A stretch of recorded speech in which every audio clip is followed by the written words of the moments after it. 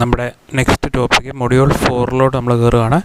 അപ്പം module 4 topic isometric projection and isometric view. ഇത് വളരെ എളുപ്പമുള്ളൊരു ടോപ്പിക്കാണ്. ബട്ട് അതിൻ്റെ തുടക്കം പറയുന്ന കൺസെപ്റ്റ് കുറച്ച് നിങ്ങൾക്ക് മനസ്സിലാകണമെങ്കിൽ മാത്രമേ ബാക്കി അങ്ങോട്ട് എളുപ്പമാകത്തുള്ളൂ. പിന്നെ ഇതിനൊരു പ്രത്യേകത എന്താണെന്ന് വെച്ചാൽ, നിങ്ങൾ എത്രത്തോളം പ്രോബ്ലം നിങ്ങൾ വരച്ച് നോക്കുന്നോ അത്രത്തോളം നിങ്ങൾക്ക് സ്പീഡും കിട്ടും, അതുപോലെ തന്നെ കാര്യങ്ങൾ കൂടുതൽ വ്യക്തത കിട്ടുകയും ചെയ്യും. ഇത് വരച്ച് നോക്കാതെ വീഡിയോ മാത്രം കണ്ടുകൊണ്ടിരിക്കരുത്. വീഡിയോ മാത്രം കണ്ടുകൊണ്ടിരുന്നാൽ നിങ്ങളിത് പഠിക്കത്തില്ല. ഞാനിത് ഓരോ പ്രോബ്ലം പറയുമ്പോഴും നിങ്ങളതിൻ്റെ കൂട്ടത്തിൽ തന്നെ നിങ്ങളിത് കൂടെ വരച്ച് നോക്കിക്കോണം. ഇതിൻ്റെ തുടക്കത്തിൽ കുറച്ച് തിയറി പോർഷൻസ് ഉണ്ട്, അത് ഞാനിപ്പോൾ പറയും. അതിന് ശേഷം പിന്നെ ബാക്കി നമ്മൾ പ്രോബ്ലത്തിലോട്ട് കയറും. ഓക്കെ നമുക്ക് എന്താണ് ഐസോമെട്രിക് പ്രൊജക്ഷൻ അല്ലെങ്കിൽ ഐസോമെട്രിക് വ്യൂ എന്താണെന്ന് പറഞ്ഞുതരാം. നമ്മൾ ഓർത്തോഗ്രാഫിക് പ്രൊജക്ഷൻ നമ്മൾ പഠിച്ചതാണ്. ഇപ്പോൾ ഈ ഫിഗർ നോക്കിയാൽ മതി. ഇങ്ങനെ ഒരു ഒബ്ജക്റ്റ് ഉണ്ടെങ്കിൽ അതിൻ്റെ ഓർത്തോഗ്രാഫിക് വ്യൂ എന്ന് പറയുന്നത്, അല്ലെങ്കിൽ ഓർത്തോഗ്രാഫിക് പ്രൊജക്ഷൻ എന്ന് പറയുന്നത്, അതിനൊരു ഫ്രണ്ട് വ്യൂ വരും, ഒരു ടോപ്പ് വ്യൂ വരും, ഒരു സൈഡ് വ്യൂ വരും. ഇങ്ങനെ നമ്മൾ വരയ്ക്കുന്നതിനാണ് ഓർത്തോഗ്രാഫിക് പ്രൊജക്ഷൻ എന്ന് പറയുന്നത്. നമ്മൾ നോർമലി വരയ്ക്കുമ്പോൾ ഫ്രണ്ട് വ്യൂ മുകളിലും ടോപ്പ് വ്യൂ താഴെയുമാണ് വരച്ചിരിക്കുന്നത്. ഇത് ജസ്റ്റ് നേരെ തിരിച്ച് വരച്ചതേ ഉള്ളൂ. ഇത് ഓർത്തോഗ്രാഫിക് പ്രൊജക്ഷൻ തന്നെയാണ്. ഇത് തേർഡ് ആംഗിൾ പ്രൊജക്ഷനാണ്. ടോപ്പ് വ്യൂ മുകളിൽ വരും, ഫ്രണ്ട് വ്യൂ താഴെ വരും. നമ്മൾ സാധാരണ വരയ്ക്കുന്ന പോലെ ഫ്രണ്ട് വ്യൂ മുകളിലും ടോപ്പ് വ്യൂ താഴെ വരയ്ക്കുവാണെങ്കിൽ അത് ഫസ്റ്റ് ആംഗിൾ പ്രൊജക്ഷൻ എന്ന് നമ്മൾ പറയും. ഇതൊക്കെ നിങ്ങൾ പഠിച്ചതാണ്. അപ്പം ഇങ്ങനെ നമ്മൾ front view, top view, side view, ഇങ്ങനെ ഒരു ഒബ്ജക്റ്റിൻ്റെ ഡീറ്റെയിൽസ് വരയ്ക്കുന്നതിനെ പറയുന്ന പേരാണ് ഓർത്തോഗ്രാഫിക് പ്രൊജക്ഷൻ. നമ്മൾ ഓർത്തോഗ്രാഫിക് പ്രൊജക്ഷൻ ഓഫ് പോയിൻറ്റ്സ് പഠിച്ചു, പിന്നെ ലൈൻസ് പഠിച്ചു, പിന്നെ സോളിഡ്സ് പഠിച്ചു. നമ്മൾ ഇത്രയും നാൾ വരച്ച ഫിഗർ എല്ലാം ഇങ്ങനത്തെ ഫിഗറാണ് അല്ലേ. ഫ്രണ്ട് വ്യൂ മുകളിൽ വരും, ടോപ്പ് വ്യൂ താഴെ വരും, സൈഡ് വ്യൂ സൈഡിൽ വരയ്ക്കും. അപ്പോൾ ഇങ്ങനെ വരയ്ക്കുന്ന പ്രൊജക്ഷൻസിനെ പറയുന്ന പേരാണ് ഓർത്തോഗ്രാഫിക് പ്രൊജക്ഷൻ. അപ്പം അതേപോലെ തന്നെ മറ്റൊരു പ്രൊജക്ഷനാണ് ഐസോമെട്രിക് പ്രൊജക്ഷൻ. അപ്പോൾ ഈ ഹെഡിങ്ങിൽ ഞാൻ രണ്ട് കാര്യം പറഞ്ഞായിരുന്നു, isometric projection and isometric view എന്ന് പറഞ്ഞായിരുന്നു. ഈ ഐസോമെട്രിക് പ്രൊജക്ഷനും ഐസോമെട്രിക് വ്യൂവും ചെറിയ ഡിഫറൻസ് മാത്രമേ വരുന്നുള്ളൂ. അതെന്താണെന്ന് അതിൻ്റെ തിയറി പറയുമ്പോൾ നിങ്ങൾക്ക് മനസ്സിലാവും. രണ്ടും സെയിം തന്നെയാണ്, പക്ഷേ ഒരു സ്ലൈറ്റ് ഡിഫറൻസ് ഉണ്ട് രണ്ടും തമ്മിൽ. അതെന്താണെന്ന് ഞാൻ പറഞ്ഞു തരാം. നോർമലി നമ്മളെപ്പോഴും ഐസോമെട്രിക് പ്രൊജക്ഷൻ എന്നാണ് പൊതുവേ പറയുന്നത്. ഐസോമെട്രിക് വ്യൂ എന്നും പറയാറുണ്ട്, ബട്ട് എപ്പോഴും നമ്മൾ യൂസ് ചെയ്യുന്ന ടേംസ് ഐസോമെട്രിക് പ്രൊജക്ഷനാണ് നമ്മൾ പൊതുവേ പറയുന്നത്. അപ്പോൾ ഇത് തമ്മിലുള്ള ഡിഫറൻസ് എന്താണെന്നൊക്കെ ഇനിയും ഞാൻ പറയുന്നുണ്ട്. അപ്പം ഇതാണ് നമ്മുടെ ഓർത്തോഗ്രാഫിക് പ്രൊജക്ഷൻ. ഓർത്തോഗ്രാഫിക് പ്രൊജക്ഷൻ എന്താണെന്ന് നിങ്ങൾക്കറിയാം. അപ്പോൾ അതുപോലൊരു പ്രൊജക്ഷനാണ് ഐസോമെട്രിക് പ്രൊജക്ഷൻ. ഇപ്പം ഞാൻ ഐസോമെട്രിക് പ്രൊജക്ഷൻ ആദ്യം പറയാം, എന്നിട്ട് ഐസോമെട്രിക് വ്യൂ എന്താണെന്ന് പറഞ്ഞുതരാം. അപ്പം ഇതൊരു പ്രൊജക്ഷനാണ്. ഓർത്തോഗ്രാഫിക് പ്രൊജക്ഷൻ എന്ന് വെച്ചാൽ ഒരു പർട്ടിക്കുലർ ടൈപ്പ് ഓഫ് പ്രൊജക്ഷനാണ്. ഫ്രണ്ട് വ്യൂ വരയ്ക്കുന്നു, ടോപ്പ് വ്യൂ വരയ്ക്കുന്നു, സൈഡ് വ്യൂ വരയ്ക്കുന്നു. ഈ മൂന്ന് വ്യൂവും കൂടെ കണ്ടാൽ മാത്രമേ നമുക്കൊരു ഒബ്ജക്റ്റിനെ കുറിച്ച് ഒരു ഐഡിയ കിട്ടത്തുള്ളൂ ഓർത്തോഗ്രാഫിക് പ്രൊജക്ഷൻ വരയ്ക്കുമ്പോൾ. പക്ഷേ നേരെ മറിച്ച് ഐസോമെട്രിക് പ്രൊജക്ഷൻ എങ്ങനെയാണെന്ന് വെച്ചാൽ അതൊരു 3D വ്യൂ ആണ്. ഒരു ഒബ്ജക്റ്റിൻ്റെ 3D വ്യൂ നമ്മൾ വരയ്ക്കുന്നതിനെ പറയുന്ന പേരാണ് ഐസോമെട്രിക് പ്രൊജക്ഷൻ. അവിടെ നമ്മൾ front view, top view, side view ഒന്നും വരയ്ക്കുന്നില്ല. ഒരു ഒബ്ജക്റ്റിൻ്റെ ഒരു 3 ഡയമെൻഷണൽ വ്യൂ ഡയറക്റ്റ് വരയ്ക്കുക. അപ്പോൾ ആ വ്യൂ ഒരൊറ്റ ഫിഗറെ നമ്മൾ വരയ്ക്കത്തുള്ളൂ. ആ ഫിഗർ കാണുമ്പോഴേ നമുക്ക് ആ ഒരു ഒബ്ജക്റ്റിൻ്റെ ഫുൾ കാര്യങ്ങൾ നമുക്ക് മനസ്സിലാവും. ഇപ്പോൾ അതേ കണ്ടോ, ഈ വരച്ചിരിക്കുന്നത് ഈ ഒരു ഒബ്ജക്റ്റിൻ്റെ ഐസോമെട്രിക് പ്രൊജക്ഷനാണ്.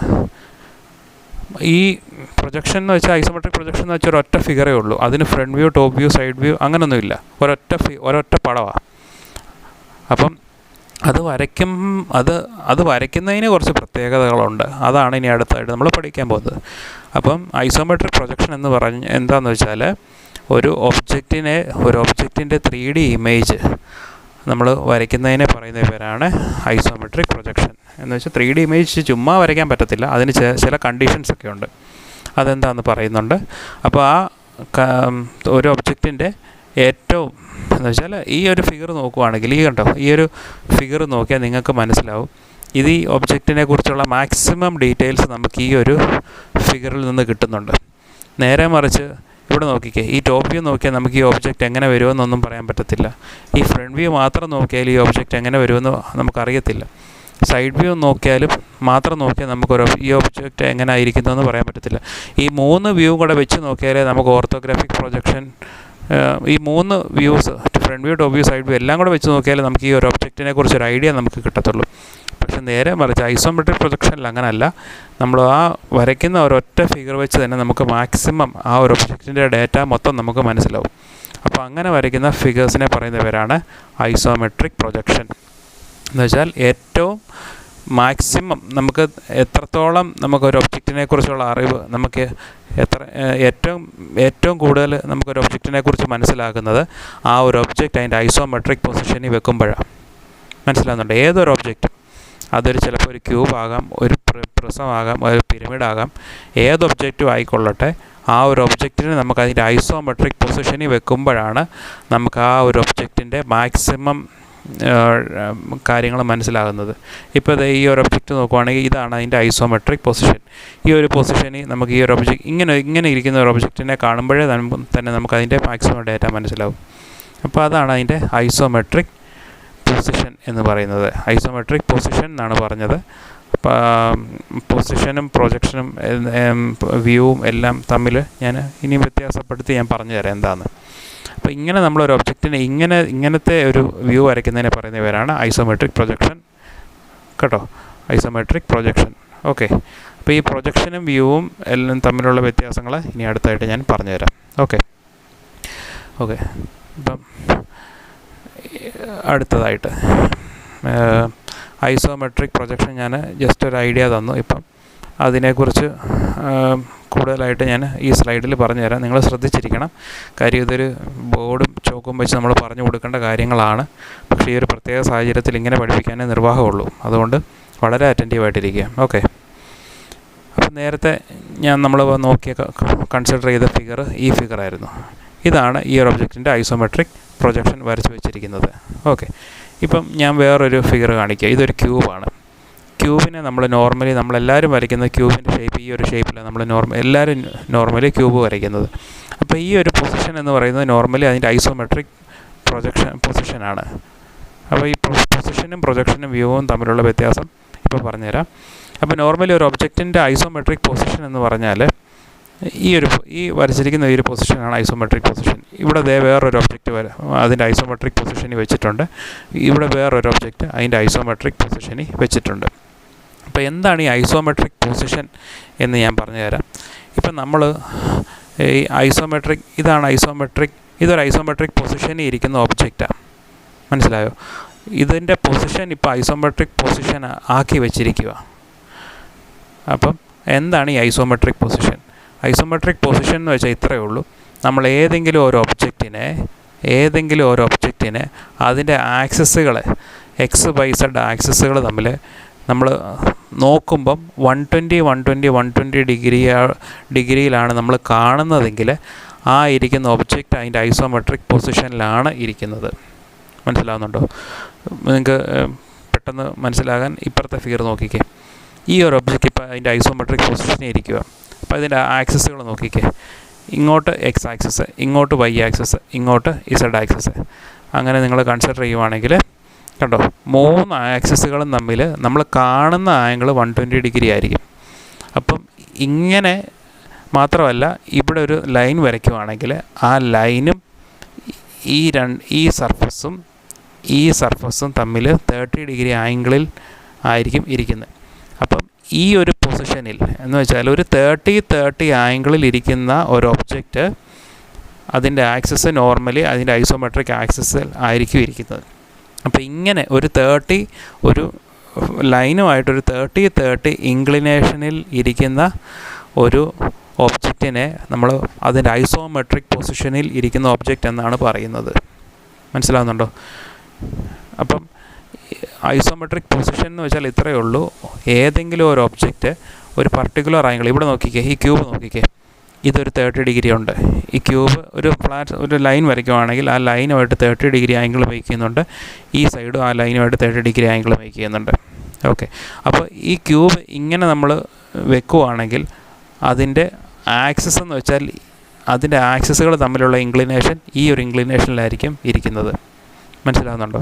ഇപ്പോൾ ഈ ക്യൂബ് പോലെ തന്നെ ഈ ഒരു ഒബ്ജക്റ്റ് ഈ ഒരു ഒബ്ജക്റ്റിൻ്റെ ആക്സിസുകൾ തമ്മിൽ 120 ഡിഗ്രി ആംഗിളിലായിരിക്കും നമ്മൾ കാണുന്നതാണ് ഈ 120 ഡിഗ്രി ആംഗിൾ. നമുക്കറിയാം എപ്പോഴും ആക്സിസുകൾ തമ്മിൽ 90 ഡിഗ്രിയിലായിരിക്കും ശരിക്കും ഇരിക്കുന്നത്. പക്ഷേ ഐസോമെട്രിക് പൊസിഷനിൽ ഇരിക്കുന്ന ഒരു ഒബ്ജക്റ്റിൻ്റെ ആംഗിൾ നമ്മൾ കാണുന്നതാണ് 120 ഡിഗ്രി. മനസ്സിലാകുന്നുണ്ടോ? അപ്പം ഏതൊരു ഒബ്ജക്റ്റിനെയും നമ്മൾ ഈ ഒരു 30 ഇൻക്ലിനേഷനിൽ നമ്മൾ വരയ്ക്കുവാണെങ്കിൽ ആ ഒരു പൊസിഷനെ പറയുന്ന പേരാണ് ഐസോമെട്രിക് പൊസിഷൻ. മനസ്സിലാകുന്നുണ്ടോ?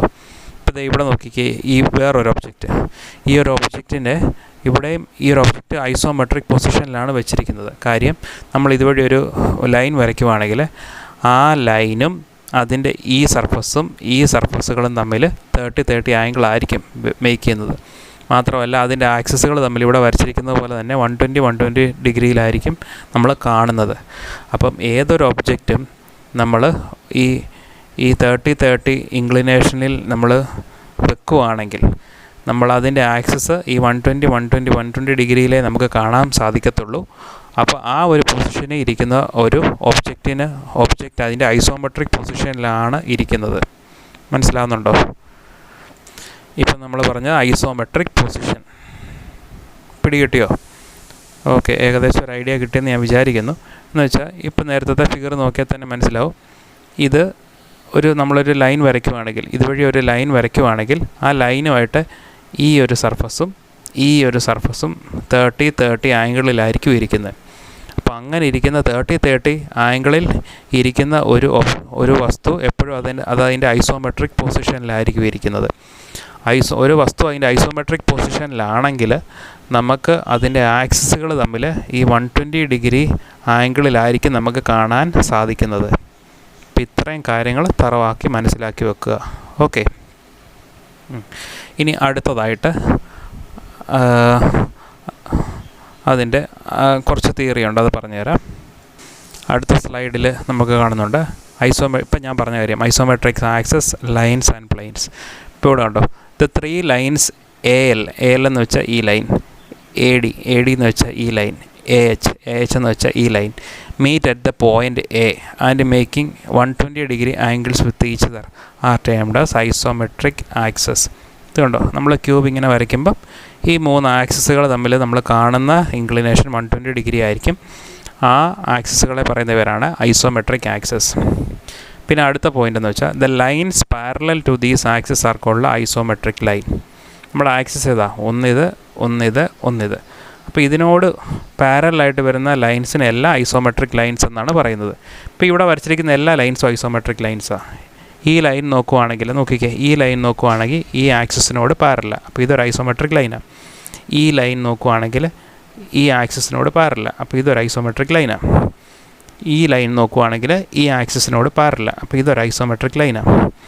ഈ ലൈൻ നോക്കുവാണെങ്കിൽ ഈ ആക്സിസിനോട് പാരല, അപ്പോൾ അതും ഒരു ഐസോമെട്രിക് ലൈനാണ്. ചുരുക്കത്തിൽ പറഞ്ഞാൽ ഈ ഫിഗർ കാണിച്ചിരിക്കുന്ന എല്ലാ ലൈനും ഐസോമെട്രിക് ലൈനാണ്. പിന്നെ അടുത്തതായിട്ട് പറയുന്നത് the planes representing the face of the cube as well as other planes parallel to these planes are called isometric planes.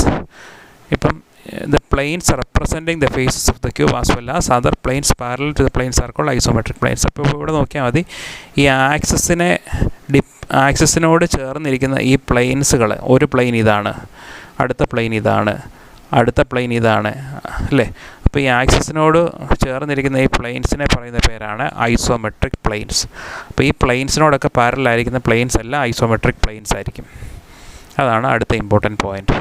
Okay, ഇനി അടുത്തതായിട്ട് നമ്മൾ പറയാൻ പോകുന്നത് difference between isometric projection and isometric view. ഇപ്പം നിങ്ങൾക്ക് ഐസോമെട്രിക് പൊസിഷൻ എന്താണെന്ന് പിടികിട്ടിയല്ലോ. Isometric position എന്ന് വെച്ചാൽ ഏതെങ്കിലും ഒരു ഒബ്ജക്റ്റിനെ നമ്മളൊരു ഹൊറിസോണ്ടൽ ലൈൻ വരയ്ക്കുവാണെങ്കിൽ ആ ഒരു ഒബ്ജക്റ്റ് ഒരു 30 ഇൻക്ലിനേഷനിൽ നമുക്ക് ആ ഒരു ഒബ്ജക്റ്റിനെ വരയ്ക്കുവാണെങ്കിൽ അത് അതിൻ്റെ ഐസോമെട്രിക് പൊസിഷനിലാണ് എന്നാണ് നമ്മൾ പറയുന്നത്. മനസ്സിലായോ? അപ്പം ഒരു 30 ആംഗിളിൽ നമ്മളൊരു ഒബ്ജക്റ്റ് വരയ്ക്കുവാണെങ്കിൽ അത് എപ്പോഴും അതിൻ്റെ ഐസോമെട്രിക് പൊസിഷനിലായിരിക്കും നമ്മൾ നോർമലി വരയ്ക്കുന്നത്. ഐസോമെട്രിക് പൊസിഷനിൽ ഒരു ഒബ്ജക്റ്റ് വെക്കുവാണെങ്കിൽ അതിൻ്റെ ആക്സിസുകൾ തമ്മിൽ 120 ആംഗിളിലായിരിക്കും നമുക്ക് കാണാൻ സാധിക്കുന്നത്. അതാണ് അതിൻ്റെ ഐസോമെട്രിക് ആക്സിസ്. ഓക്കെ, ഓക്കെ, ഇനി difference between isometric projection and isometric view, അത് തമ്മിലുള്ള ഡിഫറൻസ് എന്താണെന്ന് പറഞ്ഞു തരാം. ഇപ്പം നിങ്ങൾ ഈ ഫിഗർ നോക്കുക. ഇപ്പോൾ ഈ ഫിഗർ നോക്കിയാൽ, ഈ ഫിഗർ നോക്കുമ്പോൾ നമുക്ക് തന്നെ അറിയാം ഈ ഒരു ഫിഗർ ഒരു 30-30 ഇൻക്ലിനേഷനിലാണ് ഇരിക്കുന്നത്. അല്ലെങ്കിൽ പോട്ടെ, ക്യൂബിൻ്റെ ഫിഗർ തന്നെ എടുക്കാം. ക്യൂബിൻ്റെ ഫിഗർ നോക്കുന്നു. ഇതിൻ്റെ ഐസോമെട്രിക് പൊസിഷനിൽ വെച്ചപ്പം ഇത് 30 ഡിഗ്രിയാണ് ഈ ഒരു സർഫസ് ഈ ഒരു ലൈനുമായിട്ട് മേക്ക് ചെയ്യുന്നത്. ഈ ഒരു സൈഡും 30 ഡിഗ്രിയാണ് ഈ ഒരു ലൈനുമായിട്ട് മേക്ക് ചെയ്യുന്നത്. ചുരുക്കത്തിൽ പറഞ്ഞാൽ നമുക്ക് ഈ ക്യൂബ് ചെരിഞ്ഞിരിക്കുന്നതായിട്ടാണ് കാണുന്നത്. ചെരിവുണ്ട്, 30 ഡിഗ്രി ഇവിടെയും ചെരിവുണ്ട്, ഇവിടെയും 30 ഡിഗ്രി ചെരിവുണ്ട്. സോ നോർമലി നമ്മൾ നോക്കുമ്പം ആ ക്യൂബിനൊരു ചെരിവോടെയാണ് നമ്മൾ ആ ക്യൂബിനെ കാണുന്നത്, അല്ലേ? അപ്പം ഒരു ചെരിവ്, നമുക്ക് ഒരു ചെരിവ് ഓൾറെഡി ഉണ്ട്, ഒരു പർട്ടിക്കുലർ ആംഗിളിൽ ചെരിവ് ഓൾറെഡി ഉണ്ട്, അല്ല? ഇവിടെയും 30 ഡിഗ്രി ചെരിവുണ്ട്, ഇവിടെയും 30 ഡിഗ്രി ചെരിവുണ്ട്. അതുകൊണ്ട് തന്നെ നമുക്ക് ഈ ക്യൂബിൻ്റെ ഡയമെൻഷൻസ്, ഫോർ എക്സാമ്പിൾ ഈ ലെങ്തോ ഈ ലെങ്തോ ഈ ലെങ്തോ ഈ ലെങ്തോ, ആ കാണുന്ന ഡയമെൻഷൻസൊക്കെ നമുക്ക് അതിൻ്റെ ട്രൂ ലെങ്ത്തിൽ കാണാൻ പറ്റുമോ? ഓൾറെഡി നമ്മൾ കാണുന്ന ആ ക്യൂബ് ചെരിഞ്ഞായിരിക്കുന്നത്, അല്ലേ? അപ്പോൾ നമുക്ക് കാണുന്ന ആ ഡയമെൻഷൻസ്, ഈ ക്യൂബിൻ്റെ ഡയമെൻഷൻസ് ഒരിക്കലും അതിൻ്റെ കറക്റ്റ് ഡയമെൻഷൻസ് നമുക്ക് കാണാൻ പറ്റത്തില്ല. കാര്യം ഓൾറെഡി അതൊരു ചെരിഞ്ഞാണ് ഇരിക്കുന്നത്. നമ്മൾ നോക്കുവാണെങ്കിൽ ആ സൈഡ്സൊക്കെ എപ്പോഴും ഓൾറെഡി ചെരിവുണ്ട്. 30 ഡിഗ്രി മേക്ക് ചെയ്യുമ്പോഴത്തേക്കും ഓൾറെഡി ആ ക്യൂബ് ഒരു ചെരിവോടെയാണ് നമുക്ക് കാണാൻ പറ്റുന്നത്. അതുകൊണ്ട് തന്നെ നമുക്ക് ഈ ക്യൂബിൻ്റെ ട്രൂ ലെങ്ത്തുകൾ കാണാൻ പറ്റത്തില്ല. ഐസോമെട്രിക് പൊസിഷനിൽ ഇരിക്കുന്ന ക്യൂബിൻ്റെ ട്രൂ ലെങ്ത്തുകളിലായിരിക്കത്തില്ല നമ്മൾ കാണുന്നത്. എപ്പോഴും അതൊരു റെഡ്യൂസ്ഡ് ലെങ്ത്തിലായിരിക്കും കാണുന്നത്. ഇപ്പം നിങ്ങൾ ലൈൻസൊക്കെ പഠിച്ചപ്പോൾ തന്നെ നിങ്ങൾക്കറിയാം, line incline to HP and VP, അല്ലേ? നമ്മൾ ആ പ്രോബ്ലമൊക്കെ ചെയ്തപ്പോഴത്തേക്കും നമ്മൾ ട്രൂ ലെങ്ത് ലൈനും വരച്ചിട്ടുണ്ട്, റെഡ്യൂസ്ഡ് ലെങ്ത് ലൈനും വരച്ചിട്ടുണ്ട്, അല്ലേ? എന്ന് വെച്ചാൽ ഫ്രണ്ട് വ്യൂ ലെങ്ത്തും ടോപ്പ് വ്യൂ ലെങ്ത്തും എപ്പോഴും റെഡ്യൂസ്ഡ് ലെങ്ത് ആയിരിക്കും, അല്ലേ? ഫ്രണ്ട് വ്യൂ ലെങ്ത്തും ടോപ്പ് വ്യൂ ലെങ്ത്തും ഏതാ? നമ്മൾ കാണുന്ന ലെങ്ത്താണ് ഫ്രണ്ട് വ്യൂ ലെങ്ത്തും ടോപ്പ് വ്യൂ ലെങ്ത്തും, അല്ലേ? അതെപ്പോഴും റെഡ്യൂസ്ഡ് ലെങ്ത് ആയിരുന്നു, അല്ലേ? അതേപോലെ തന്നെ ഈ ഒരു ക്യൂബ് മൊത്തത്തിൽ ചെരിഞ്ഞായിരിക്കുന്നത്. അതുകൊണ്ട് തന്നെ നമുക്ക് കാണാൻ പറ്റുന്ന ആ ക്യൂബിൻ്റെ ഡയമെൻഷൻസ് ഒരിക്കലും അതിൻ്റെ ട്രൂ ലെങ്ത് അല്ലെങ്കിൽ അതിൻ്റെ ഒറിജിനൽ ലെങ്ത്തിൽ നമുക്ക് കാണാൻ പറ്റത്തില്ല. നമ്മൾ കാണുന്ന ലെങ്ത്തുകൾ എപ്പോഴും അത് റെഡ്യൂസ്ഡ് ലെങ്ത്തിലായിരിക്കും നമുക്ക് കാണാൻ പറ്റുന്നത്. മനസ്സിലായോ? അങ്ങനെ നമ്മൾ കാണുന്ന റെഡ്യൂസ്ഡ് ലെങ്ത്തിൽ ഈ ഐസോമെട്രിക് പൊസിഷനിൽ ഒരു ക്യൂബിനെ വരയ്ക്കുന്ന പേരാണ് ഐസോമെട്രിക് പ്രൊജക്ഷൻ. മനസ്സിലായോ? ചുരുക്കത്തിൽ പറഞ്ഞാൽ ഇത്രയേ ഉള്ളൂ. നമ്മളൊരു ക്യൂബിനെ ഈ ഐസോമെട്രിക് പൊസിഷനിൽ വെച്ച് കഴിഞ്ഞാൽ നമുക്കതിൻ്റെ ഒരിക്കലും അതിൻ്റെ ഒരു ട്രൂ ഡയമെൻഷനെ ആ ക്യൂബിനെ കാണാൻ പറ്റത്തില്ല. അതിനെ എപ്പോഴും നമുക്കൊരു റെഡ്യൂസ്ഡ് ഡയമെൻഷനായിരിക്കും നമുക്ക് കാണാൻ പറ്റുന്നത്. ഈ ക്യൂബിൻ്റെ സൈഡ്സ് എല്ലാം റെഡ്യൂസ് ചെയ്തായിരിക്കും നമുക്ക് കാണാൻ പറ്റുന്നത്. അപ്പം ആ കാണുന്ന റെഡ്യൂസ്ഡ് ഡയമെൻഷനിൽ തന്നെ ആ ഐസോമെട്രിക് പൊസിഷനിൽ ആ ക്യൂബിനെ വരയ്ക്കുന്നതിനെ പറയുന്ന പേരാണ് ഐസോമെട്രിക് പ്രൊജക്ഷൻ. ഓക്കെ, അപ്പോൾ അതാണ് ഐസോമെട്രിക് പ്രൊജക്ഷൻ. അപ്പോൾ ഇനി അതാണ് പറയുന്നത് ടൈപ്സ് ഓഫ് ഐസോമെട്രിക് ഡ്രോയിങ്. ഒന്ന് ഐസോമെട്രിക് പ്രൊജക്ഷൻ. മനസ്സിലായോ? അതാണ് ഇവിടെ പറയുന്നത് drawn by using isometric scale. അതെന്ന് വെച്ചാൽ നമ്മൾ കാണുന്ന റെഡ്യൂസ്ഡ് ഡയമെൻഷനിൽ തന്നെ വരയ്ക്കുന്നതിനെ പറയുന്ന പേരാണ് ഐസോമെട്രിക് പ്രൊജക്ഷൻ. ആ റെഡ്യൂസ്ഡ് ഡയമെൻഷനിൽ വരയ്ക്കുന്നതിനെ പറയുന്ന സ്കെയിലിനെ പറയുന്ന പേരാണ് ഐസോമെട്രിക് സ്കെയിൽ എന്ന് തന്നെയാണ് അതിനെ പറയുന്നത്. ഇനി ഐസോമെട്രിക് വ്യൂ എന്താണെന്ന് പറഞ്ഞാൽ, നമ്മൾ ഈ ക്യൂബിനെ അതിൻ്റെ ഐസോമെട്രിക് പൊസിഷനിൽ കാണുന്ന ക്യൂബ് ഇതാണ്. ഐസോമെട്രിക് പൊസിഷൻ ഏതാ? ഒരു ലൈൻ വരച്ചാൽ 30-30 ഇൻക്ലിനേഷനിൽ ഒരു ഒബ്ജക്റ്റ് വെക്കുവാണെങ്കിൽ അതാണ് അതിൻ്റെ ഐസോമെട്രിക് പൊസിഷൻ, അല്ലേ? അപ്പം ആ കാണുന്ന, ഇപ്പോൾ ഈ ക്യൂബിൻ്റെ കേസ് പറയുവാണെങ്കിൽ, ഈ ക്യൂബിനെ അതിൻ്റെ ഐസോമെട്രിക് പൊസിഷനിൽ അതിൻ്റെ യഥാർത്ഥ ഡയമെൻഷനിൽ തന്നെ വരയ്ക്കുവാണെങ്കിൽ അതിനെ പറയുന്ന പേരാണ് ഐസോമെട്രിക് വ്യൂ. മനസ്സിലാവുന്നുണ്ടോ?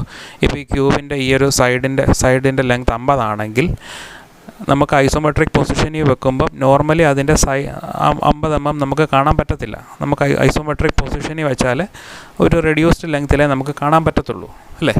പക്ഷേ നമ്മൾ ആ റെഡ്യൂസ്ഡ് ലെങ്ത്തിൽ വരയ്ക്കാതെ നമ്മൾ ആ ട്രൂ ലെങ്ത് എടുത്ത് തന്നെ ഈ ഐസോമെട്രിക് പൊസിഷനിൽ നമ്മൾ ആ ക്യൂബിനെ വരയ്ക്കുന്നതിനെ പറയുന്ന പേരാണ് ഐസോമെട്രിക് പ്രൊജക്ഷൻ. ഓക്കെ, ഇത് വളരെ ശ്രദ്ധിച്ചിരിക്കണം. വലിയ ടഫായിട്ടുള്ള പോർഷനൊന്നും അല്ല, പക്ഷേ ഐഡിയ കിട്ടണമെന്നേ ഉള്ളൂ. നിങ്ങൾക്ക് ഒന്ന് ക്ലിക്കായാൽ ബാക്കി പിന്നെ എളുപ്പമാണ്. അപ്പോൾ നമ്മുടെ ഈ ഫിഗർ നോക്കുവാണെങ്കിൽ ഇത് കണ്ടോ, ഇതൊരു റെക്റ്റാങ്കുലർ പ്രിസമാണ് അല്ലേ. അപ്പോൾ ആ റെക്റ്റാങ്കുലർ പ്രിസത്തെ അതിൻ്റെ ഐസോമെട്രിക് പൊസിഷനിൽ തന്നെയാണ് വെച്ചിരിക്കുന്നത്. പക്ഷേ അതിൻ്റെ ട്രൂ ഡയമെൻഷൻ, ശരിക്കുള്ള ഡയമെൻഷൻ എടുത്ത് തന്നെയാണ് നമ്മളിത് വരച്ചിരിക്കുന്നത്. അപ്പോൾ അങ്ങനെ വരയ്ക്കുന്നതിനെ പറയുന്ന പേരാണ് ഐസോമെട്രിക് വ്യൂ. ഐസോമെട്രിക് പ്രൊജക്ഷൻ എന്താണെന്ന് വെച്ചാൽ ഐസോമെട്രിക് പൊസിഷൻ മെയിൻറ്റെയിൻ ചെയ്യുന്നുണ്ട്, പക്ഷേ നമ്മൾ കാണുന്ന റെഡ്യൂസ്ഡ് ആയിട്ടുള്ള ഡയമെൻഷനിൽ തന്നെയായിരിക്കും ഈ ഒരു പ്രിസത്തെ നമ്മൾ വരയ്ക്കുന്നത്. അപ്പോൾ അങ്ങനെ വരയ്ക്കുന്നതിനെ പറയുന്ന പേരാണ് ഐസോമെട്രിക് പ്രൊജക്ഷൻ. മനസ്സിലായോ? രണ്ടും തമ്മിലുള്ള ഡിഫറൻസ് മനസ്സിലായോ? അപ്പോൾ അതാണ് isometric view and isometric projection. ഇത് തമ്മിലുള്ള ഡിഫറൻസ് നന്നായിട്ട് അറിഞ്ഞിരിക്കണം, അല്ലെങ്കിൽ നമ്മൾ പ്രോബ്ലം ചെയ്യുമ്പോൾ കൊണ്ട് തെറ്റിക്കും. അപ്പോൾ ഐസോമെട്രിക് വ്യൂ എന്ന് പറഞ്ഞാൽ യഥാർത്ഥ ഡയമെൻഷൻ എടുത്ത്, ട്രൂ ഡയമെൻഷൻ എടുത്ത് നമ്മളതിൻ്റെ ആ ഐസോമെട്രിക് പൊസിഷനിൽ 30 ആംഗിൾ മെയിൻറ്റെയിൻ ചെയ്ത് വരയ്ക്കുന്നതിനെ പറയുന്നവരാണ് ഐസോമെട്രിക് വ്യൂ.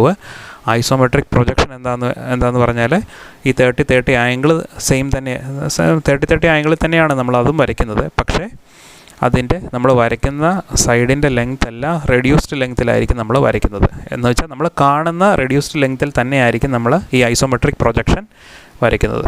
അപ്പോൾ ഇതാണ് difference between isometric view and isometric projection. ഇനി ഈ ഐസോമെട്രിക് വ്യൂവും പ്രൊജക്ഷനും തമ്മിലൊരു ചെറിയ റിലേഷനുണ്ട്. എന്താണെന്ന് വെച്ചാൽ ഐസോമെട്രിക് ലെങ്ത് എന്ന് വെച്ചാൽ ഈ ഐസോമെട്രിക് പ്രൊജക്ഷൻ വരയ്ക്കുന്ന ആ ഒരു ലെങ്താണ് ഐസോമെട്രിക് ലെങ്ത് എന്ന് പറയുന്നത്. മനസ്സിലായോ? ഐസോമെട്രിക് ലെങ്ത് എന്ന് പറഞ്ഞാൽ അതിൻ്റെ വാല്യൂ എന്താണെന്ന് വെച്ചാൽ 0.816 ഇൻറ്റു ആക്ച്വൽ ലെങ്ത് ആണ്. മനസ്സിലായോ? ഇപ്പോൾ നമ്മൾ ഐസോമെട്രിക് പ്രൊജക്ഷനൊക്കെ ഈ ഐസോമെട്രിക് ലെങ്ത്തിലാണ് വരയ്ക്കുന്നത്. അപ്പോൾ ഇത് ഓൾറെഡി പ്രൂഫൊക്കെ ഉള്ള സാധനമാണ്. നമുക്ക് പ്രൂഫൊന്നും പഠിക്കണ്ട, പക്ഷെ നമ്മൾ ഈ വാല്യൂ അറിഞ്ഞിരിക്കണം. വാല്യൂ അറിഞ്ഞിരുന്നാൽ മാത്രമേ നമുക്ക് പ്രോബ്ലം ചെയ്യാൻ പറ്റത്തുള്ളൂ. അപ്പോൾ ഒരു ഒബ്ജക്റ്റിൻ്റെ ഐസോമെട്രിക് പ്രൊജക്ഷൻ വരയ്ക്കുമ്പോൾ നമ്മൾ ഈ ഐസോമെട്രിക് ലെങ്ത് ഉപയോഗിച്ചാണ് വരയ്ക്കുന്നത്. Isometric length is 0.816 into actual length. അപ്പം isometric projection uses isometric length for drawing. Isometric പ്രൊജക്ഷനിൽ നമ്മൾ ഐസോമെട്രിക് ലെങ്ത് ആണ് ഉപയോഗിക്കുന്നത്. അതുപോലെ തന്നെ isometric view uses actual length for drawing. കണ്ടോ, നേരത്തെ പറഞ്ഞത് തന്നെ. ഈ ഐസോമെട്രിക് വ്യൂ വരയ്ക്കാൻ വേണ്ടി നമ്മൾ ആക്ച്വൽ ലെങ്ത് ഉപയോഗിക്കുന്നു, ഐസോമെട്രിക് പ്രൊജക്ഷൻ വരയ്ക്കാൻ വേണ്ടി ഐസോമെട്രിക് ലെങ്ത് ഉപയോഗിക്കുന്നു. ഐസോമെട്രിക് പ്രൊജക്ഷൻ വരയ്ക്കണമെങ്കിൽ നമ്മൾ ഐസോമെട്രിക് ലെങ്ത് കണ്ടുപിടിക്കണം. 0.816 ഇൻറ്റു ആക്ച്വൽ ലെങ്ത് ചെയ്താലാണ് നമ്മൾ ഐസോമെട്രിക് ലെങ്ത് കിട്ടുന്നത്. അത് മനസ്സിലാക്കാൻ വേണ്ടി ഒരു എക്സാമ്പിൾ ഞാൻ പറഞ്ഞിട്ടുണ്ട് ഇവിടെ. സപ്പോസ് ഒരു സാധനത്തിൻ്റെ, ഒരു ഒബ്ജക്റ്റിൻ്റെ ലെങ്ത് 50 mm ആണെങ്കിൽ അതിൻ്റെ ഐസോമെട്രിക് ലെങ്ത് എന്ന് പറയുന്നത് ഐസോമെട്രിക് പ്രൊജക്ഷൻ വരയ്ക്കാൻ വേണ്ടിയുള്ള isometric length 0.816 into actual length ഏതാ? ആക്ച്വൽ ലെങ്ത് എന്ന് വെച്ചാൽ 50. 0.816 ഇൻറ്റു 50 ചെയ്താൽ 40.8 mm കിട്ടും. സോ ഇതാണ് ആ ഒരു ഒബ്ജക്റ്റിൻ്റെ ഐസോമെട്രിക് ലെങ്ത്. ഈ ഐസോമെട്രിക് ലെങ്ത് വെച്ചാണ് നമ്മൾ ഐസോമെട്രിക് പ്രൊജക്ഷൻ വരയ്ക്കുന്നത്. അതുപോലെ തന്നെ length of the object four drawing isometric view ഏതാണ്? ഐസോമെട്രിക് വ്യൂ വരയ്ക്കാൻ വേണ്ടി നമ്മൾ ആക്ച്വൽ ലെങ്ത് തന്നെയാണ് ഉപയോഗിക്കുന്നത്. ആക്ച്വൽ ലെങ്ത് 50 mm ആണെന്ന് ക്വസ്റ്റിനിൽ തന്നിട്ടുണ്ട്. അപ്പോൾ അതുകൊണ്ട് ഐസോമെട്രിക് വ്യൂ വരയ്ക്കാൻ വേണ്ടി നമ്മൾ 50 mm തന്നെ എടുത്താണ് നമ്മൾ ഐസോമെട്രിക് വ്യൂ വരയ്ക്കുന്നത്. മനസ്സിലായോ? സോ നിങ്ങൾ ഈ പറഞ്ഞ ഇത്രയും കാര്യങ്ങൾ ഞാൻ പറഞ്ഞ കൂട്ടത്തിൽ തന്നെ നിങ്ങൾ എഴുതി മനസ്സിലാക്കി വെക്കുക. ഈ ബേസിക് മനസ്സിലായാൽ മാത്രമേ നമുക്ക് പ്രോബ്ലം ചെയ്യാൻ പറ്റത്തുള്ളൂ. ഓക്കെ. അപ്പം നമുക്ക് അടുത്ത വീഡിയോസിൽ നമുക്ക് പ്രോബ്ലം ചെയ്യാം. അപ്പം പ്രോബ്ലം ചെയ്യുന്നതിന് മുമ്പ് ഇത്തരം കാര്യങ്ങൾ നിങ്ങൾ അറിഞ്ഞിരിക്കുക. ഓക്കെ.